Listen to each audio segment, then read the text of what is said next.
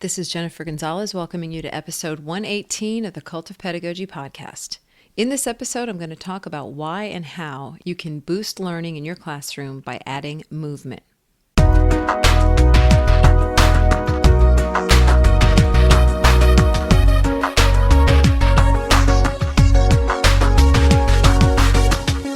If you were to start singing the Itsy Bitsy Spider right now, I bet you'd have a hard time keeping your hands still.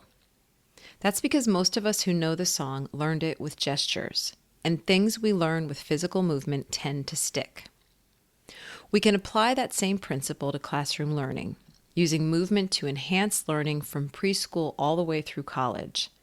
In this episode, we're going to take a look at what the research says about movement-based learning, and then explore 6 different ways you can add more movement to your instruction. Before we get started, I'd like to thank Pear Deck for sponsoring this episode. Pear Deck is the tool that helps you supercharge student engagement.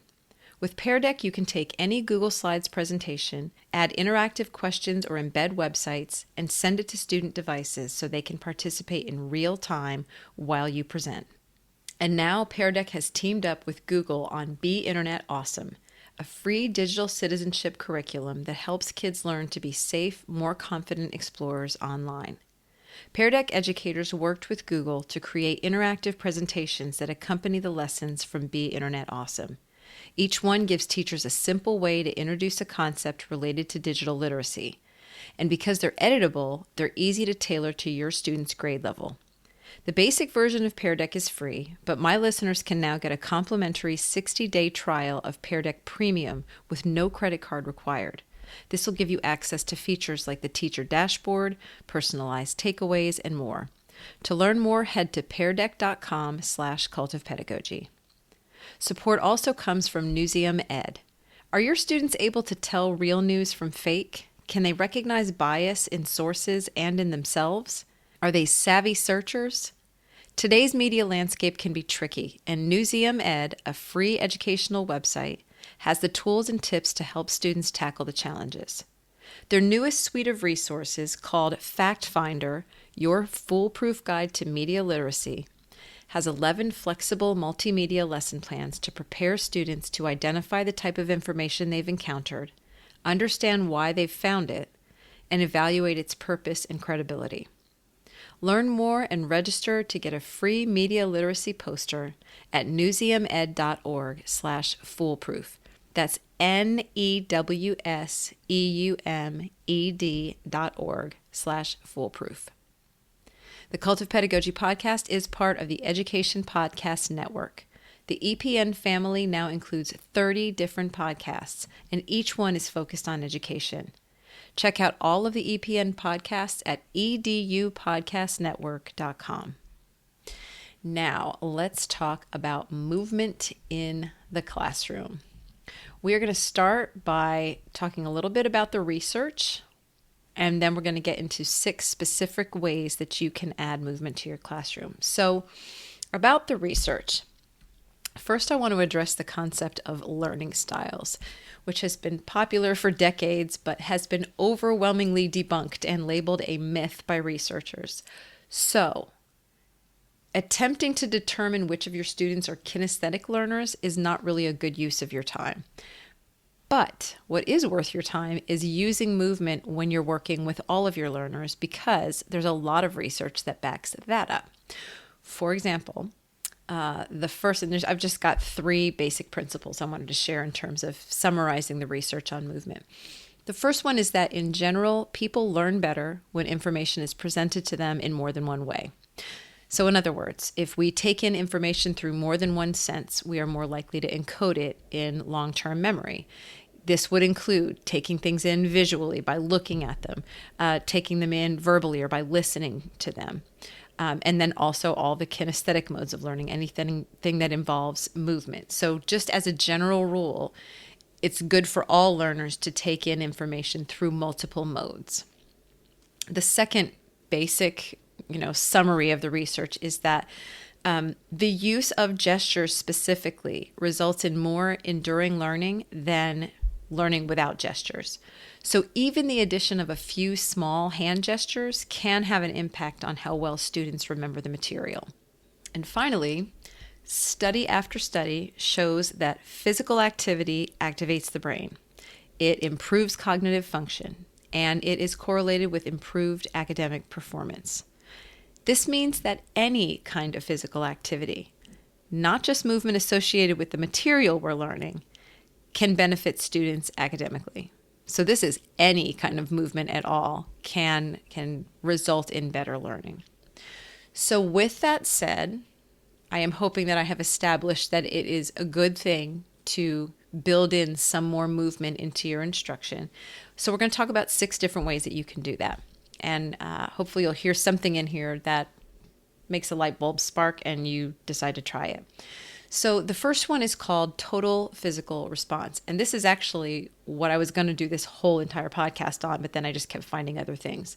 So total physical response was developed for use with second language learners all the way back in the 1960s.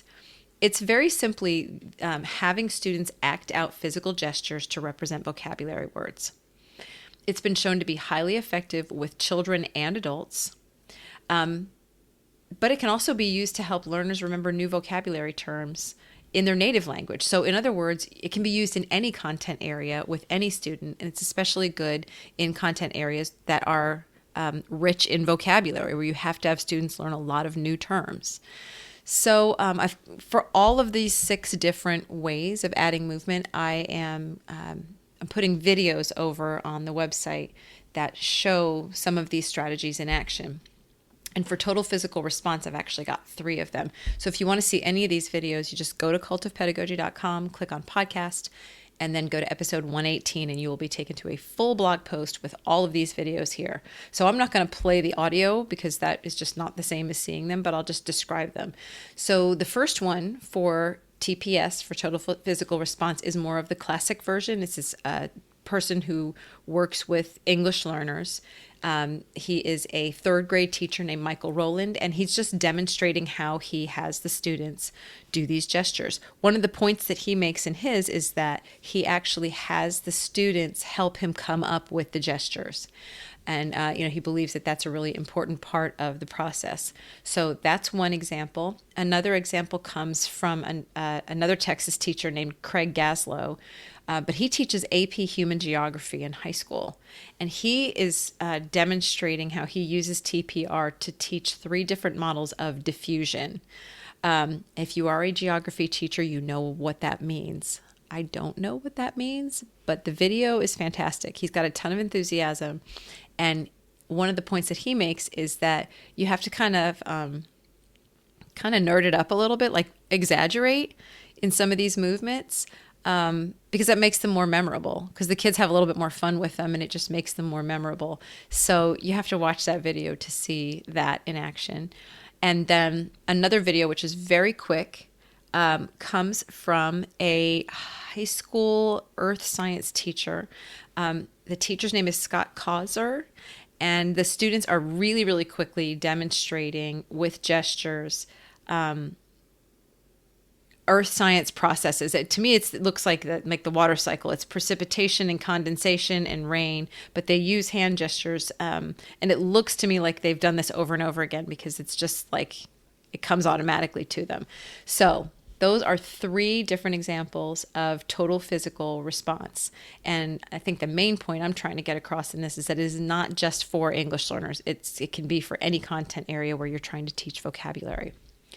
So number 2 is called Tableau or snapshot. And in the Tableau strategy, students create a physical snapshot with their bodies, like a still picture that represents an idea. So it's almost like they are frozen in the middle of a scene. I give you 2 different examples. One of them comes from a 4th grade teacher named Stephanie Cundiff, and this is actually happens to be the water cycle also, but she talks about how she doesn't just release students to just say, okay, now create a tableau. There's a whole process where they have to fill out a template. They've got to sort of do a little bit of research on whatever the thing is, the concept that they're going to be demonstrating. And they've got to even draw a little picture of how they plan on using their bodies to demonstrate this. And then they do their tableau, and the other students have to kind of guess at what they're doing. And she said it's also a really good formative assessment tool, because if she asks students to sort of act out this concept and they get some pieces wrong, then she knows what she has to reteach. So it's something that appears to be very simple, but I think it's got a ton of potential for really, really deep learning and assessment and discussion. And then there's another example of the same strategy that's used by an Idaho high school ELA and social studies teacher named Tyler Jacobs. And the way that he does snapshot, and he's actually sent me a Google Slides presentation where he explains it in the presentation, so you can click through that. But he actually has his students do three snapshots of a concept in a row, like in order, almost like a comic strip, that so they can sort of like have a tiny bit of movement instead of it being just completely static. They also have to sort of do some planning and research ahead of time. And it's also a springboard for a very rich classroom discussion, because while these students are performing their snapshot sequences, their classmates have to sit and sort of take notes on what they're doing. And then they have a conversation when they're done where they sort of guess and say, is that what this was? What was this? And they kind of go back and forth with the group that did the snapshot. So, I mean, this is just a ton of discussion about the material that they're learning. A lot of correcting misconceptions, and, with the teacher themselves can be listening to all of this and kind of correcting things as they go along or reinforcing certain things. So, what to me at first seemed like a pretty, basic, simple strategy is really, the more I kind of look at it, it's really showing itself to be pretty rich in potential. Tyler Jacobs also says that his students just report really, really enjoying doing it. They think it's really fun. And they say that they actually learn those concepts better, the ones that they've done as snapshots in class. So the third strategy for adding movement is simulations. And this will be one that a lot of you are probably already familiar with. In a simulation, students demonstrate a concept with some kind of motion or interactivity, and they're actually being the thing as opposed to like representing it in some kind of a pantomime. So in a simulation, students could represent non-human components, and that's the examples that I have to give. Or they might actually take on the role of humans in some type of a reenactment of an event. So I've got two videos to show you. The first one comes from the University of British Columbia. This is a college class where electrical engineering professor Matthew Yedlin has his students simulate the difference between linear growth and exponential growth. And the way it works, they're sitting in sort of regular college auditorium seats, and he has the very first student in the first row tap the student next to him, and then she taps the student next to her, and they sort of go all the way down the line, and then it wraps around until it gets to the last student in the back corner. They time this to see how long it took for that thing to spread. Then in the second experiment, he has one student touch two other students on the arm, and then each one of them touches two students, and so on, exponential. And they time to see how long it takes to reach the guy at the back again. It was quicker that time. Third time around, he does the same thing, the exponential growth, except he has the first person be the one in the center of the room instead of at the corner to demonstrate this.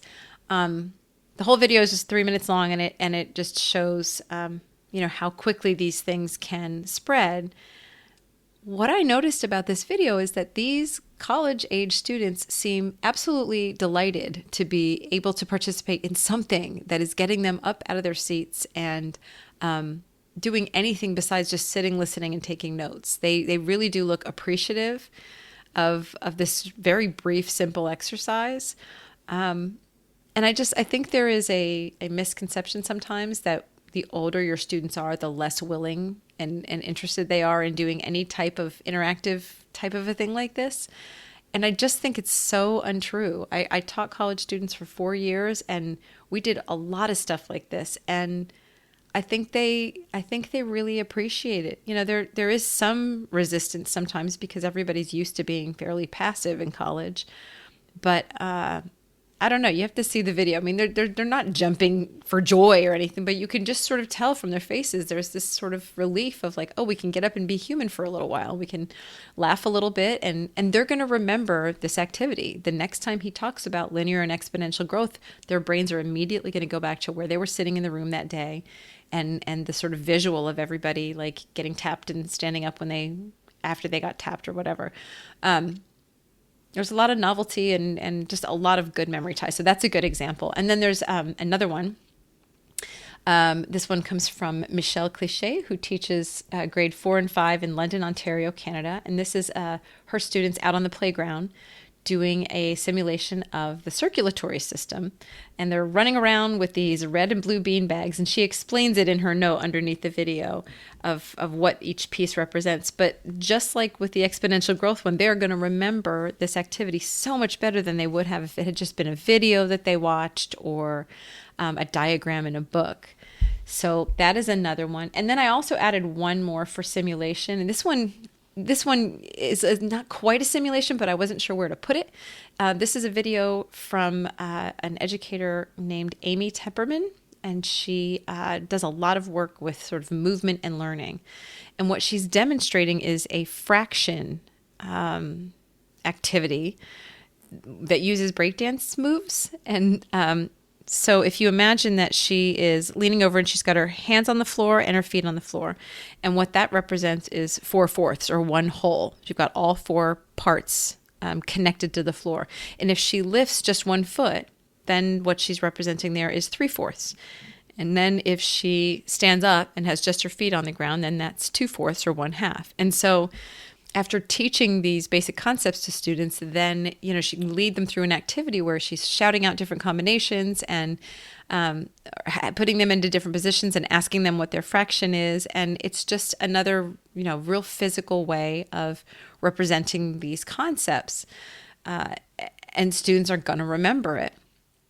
So before I leave the topic of simulations, I wanted to just also add one more note, and I am planning on doing a whole episode on just this topic, but I feel like I need to say something about historical simulations. If you do those or you're planning on doing one, I would urge you to do a little bit more research maybe than what you've done in the past, because there have been a lot of news stories lately of simulations, particularly slavery simulations, that really can end up traumatizing students if they're done the wrong way. And I think there are a lot of wrong ways of doing historical simulations. So I've linked to an article from Teaching Tolerance about this problem, and it gives some advice to teachers who are in a position where they might want to do a historical simulation.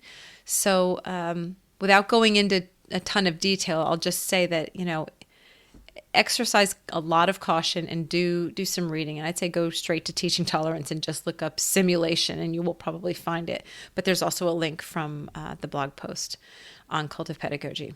So we've done the first three, which is total physical response, tableau or snapshot, and simulations. So the fourth one is very simple. It is just songs with movement. So any kind of a song is a powerful way of teaching concepts to students. And if your songs also incorporate movement, then even better. They're going to remember the concepts even better. So I've just given you one example. It comes from Dan Adler, who is a 6th grade science teacher in Lawrence, Massachusetts, and he uses songs all the time with physical movement to help his students remember challenging concepts. The video that we're showing is a song with motions that he taught his students. It's called Bodak Particles, and it's about phase change. It is sung to an instrumental version of Cardi B's song Bodak Yellow. And we've even got a link to the lyrics. So if you like what you see, then you can use that with your students if it pertains to your content area. So that is number 4, songs with movement. Number 5 is virtual and augmented reality. The experiences offered by virtual and augmented reality allow students to move around in and interact with virtual objects and spaces in ways that would be difficult, if not impossible, to pull off in the real world. So this is a different kind of movement. but I think it's valid because it can be pretty incredible. Let me first explain the difference between virtual and augmented reality. Virtual reality is where your entire experience, you're immersed in a completely different 360-degree environment. So if you put on VR goggles and you look around, it's like you're someplace else entirely. You could be at the bottom of the ocean. You could be standing in the middle of the Colosseum. You're literally sort of transported to a different place. Augmented reality takes your existing surroundings and layers things on top of them. It augments them with other things. So Pokemon Go, the game, is an augmented reality game. You walk around with your phone, you hold it up to certain locations, and then through that phone, you see your actual surroundings, but then there's extra stuff added on to that. Sort of like holograms added on to your existing environment. So, both of these types of technology allow students to move around and experience things that they could not experience just sitting in your classroom. So I'm just going to talk about two different tools, one example from each, just to kind of sample it for you. And then if you want to learn more, there's lots of places you could go. I have a whole section about virtual and augmented reality in my Teacher's Guide to Tech. You can learn more about that by just going to teachersguidetotech.com and checking that out to see if that's something you wanted to pick up. But I will tell you about two of the tools that I was really impressed with this past year. For augmented reality, there is a company called Merge that is doing some stuff that I think has some really tremendous learning opportunities. Merge has this sort of combo pack. They've got goggles, and then they have this handheld cube. They call it the Merge Cube, that when you look through the goggles and you have a certain program loaded, that cube in your hand becomes a variety of objects. It can become a human heart. It can become like a skull. It can become a statue. It can become, pretty much whatever the program tells it to be.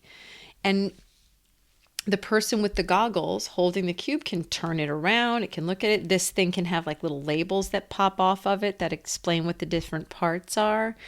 So I think it allows students to experience certain objects in a way that's just completely different from how they would if it was a diagram in a book or, even a video that they were watching. So, and again, you're sitting there looking through these goggles and you see your classroom and everything, but when you look down at your hand, instead of seeing a cube, you see something else. You're holding, the earth in your hands, for example, and you can turn it around. So that one I think is worth investigating. And the Merge goggles are not as expensive as other VR, AR goggles. So that one is worth checking out.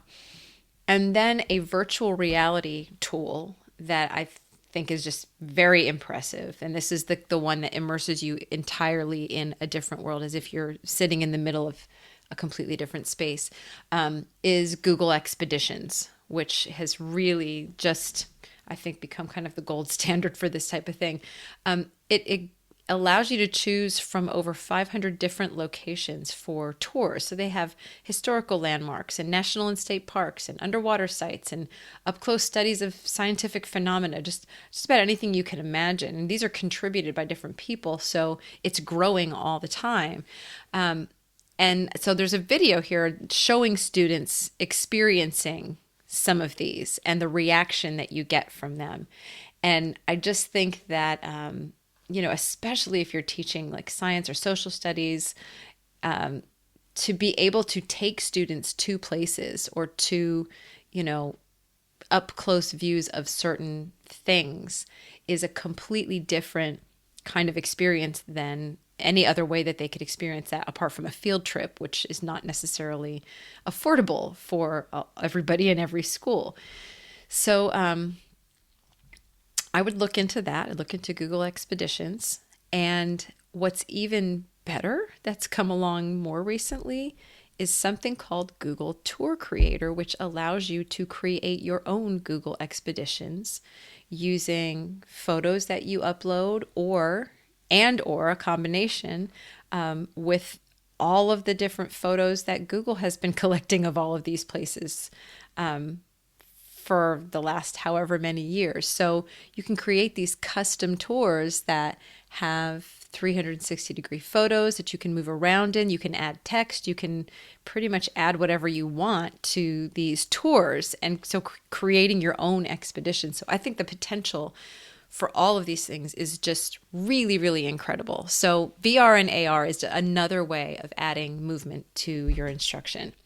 The last one is brain breaks. And this one's really simple. It's easy to implement, and it probably requires the least amount of preparation. This is just the idea that you should occasionally take breaks from your teaching and let kids do a little moving around. This is pretty common in elementary schools.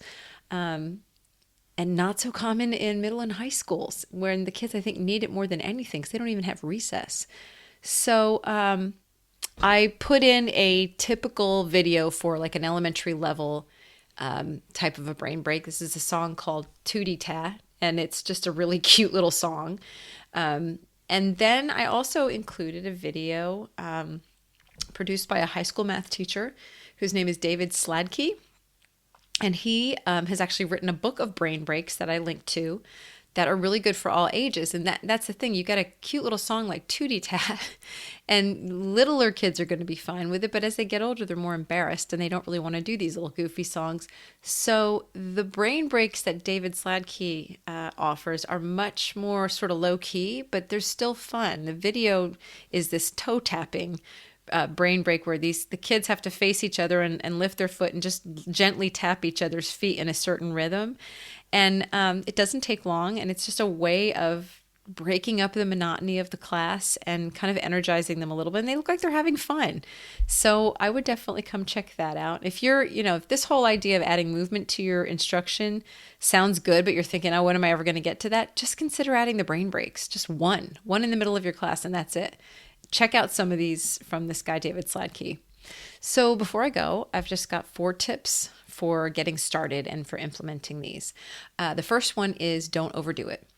Attempting to add a movement component to every concept students learn would not only be time consuming, it could also get old, shifting from a fun novelty to something that causes students to slump over in their seats and say, not that again. So go easy when you're adding this in, because what you want is for it to be fun and energizing and not just something where it's like, oh, we're going to do the gestures again. So that's number 1, don't overdo it. Number 2 is get input from students. This is one of the earliest videos I talked about. The teacher said that he has the students actually help him come up with the gestures. This is just a good idea. It's getting them involved in the process means that they're going to remember it better. And also you're going to have a bigger pool of ideas to pull from, and you're probably going to end up with more effective gestures if more people are contributing ideas. The third piece of advice is use movement for retrieval practice. Now, retrieval practice is something we talked about in episode 79 of this podcast. So if it's not a familiar term for you, that would be the next episode to listen to. I'm not going to explain it here, but once you understand what it is, you'll get what I mean. And so instead of just doing movement as one big kind of a lesson, spread it out over time, which is the concept of spaced retrieval practice. And also interleave your concepts with each other. So, have them do the movements for one thing and then shift over to something completely different, because that back and forth, that struggle to remember, is also going to contribute to more lasting learning than if you just do sort of the same thing over and over and over and over and over again. And the last piece of advice is for younger students, meaningful gestures matter more. So there are 2 different types of gestures, and I've just learned these terms this week. One category of gestures is what they call iconic gestures. In other words, they have some sort of meaning to them. So for example, if I was teaching the word statuesque and I had students reach their hands up really high to demonstrate a tall height, that is an iconic gesture. That gesture sort of matches in meaning the word that I'm saying. The other kind of gesture is called a beat gesture, which is just a gesture that happens to be on a certain beat in a sentence or in a song. So it could be, just clapping or something like that. What this one study found that I came across is that younger children learn more from iconic gestures, the meaningful ones. With adults, it doesn't matter as much. They can learn pretty much just as well with the meaningful ones and the ones that don't really mean anything. But with kids, it actually matters more. So the younger your students are, the more emphasis you should place on making sure that you're using gestures that actually have a meaningful connection to the concepts that you're talking about. So that is it. I hope that you have heard something in this that you want to try. Really excited to think about all of the students who might be, in for a surprise this coming week in terms of something new and fun that you're going to be adding to the class, and they may not even realize that they're learning better. So hope you go out and do something that I talked about here. For links to all the resources mentioned in this podcast, visit cultofpedagogy.com, click podcast, and choose episode 118. To get a weekly email from me about my newest blog posts, podcast episodes, and products, sign up for my mailing list at cultofpedagogy.com/subscribe. Thank you so much for listening, and have a great day.